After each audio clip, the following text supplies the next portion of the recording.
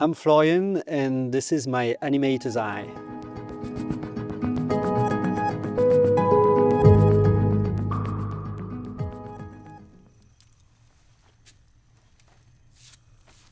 He's exhausted. Me too. I'm not tucking you in. Yeah, so on this sequence we have Monkey and Beetle talking because Kubo is asleep, and now they can talk about things that they wouldn't share with Kubo. You're hurt. It's just a scratch. Monkey, why didn't you tell him sooner who you really are? I had to understand what was at stake before I would even think of the performance for this sequence. I had to understand what they really feel, what's their goal even beyond that sequence, what's their goal down the line. Monkey is sharing something, she's sharing that she's not going to be here forever. Soon I'll be gone. And then Kubo will be alone again.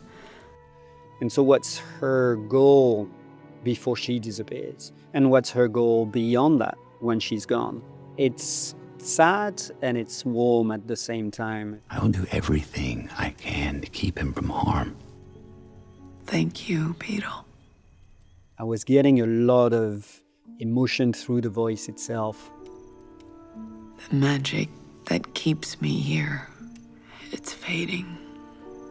Soon I'll be gone.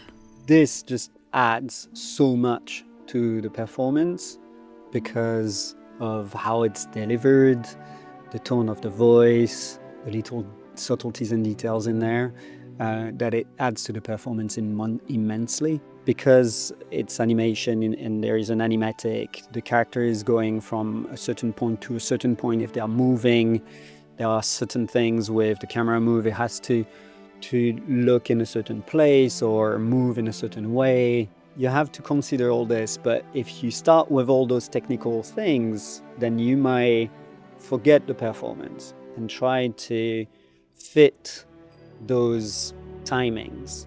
Whereas it's a lot deeper when you try to get the performance first and then you try to make it fit with those timings. I had to approach it slow, even in my own acting and how I was acting out those two characters. I would go to like a quiet place with no background noise, try to find a room where it was very quiet, so it kind of puts me in the mood of where they are. I'd have to imagine that there is a child sleeping in the room, so I would try to not make my voice not to be too loud, to not wake that child up. Your story will never end. It will be told by him and by the people he shares it with. I would have to think of moments, personal moments that would bring me to something close to what they feel at that moment. My godfather, my dad's brother, passed away when I was little. I was 6 years old, and I was living with my mom and my sister, and it was very hard for her to share that news. And so I remember that moment. It was in the evening, it was dim lights, and she was sat in an armchair. What sticked was way beyond whatever she told me, but just like her struggling with that news, struggling with her hiding her emotion, and how deep that moment was, had a massive impact on me.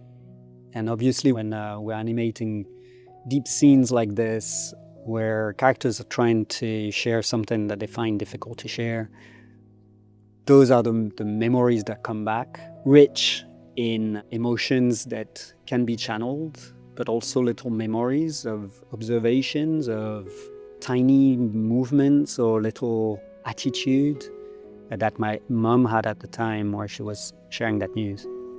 The point is, your story will live on in him. Thanks for watching. I'm Florian, and that was my animator's eye.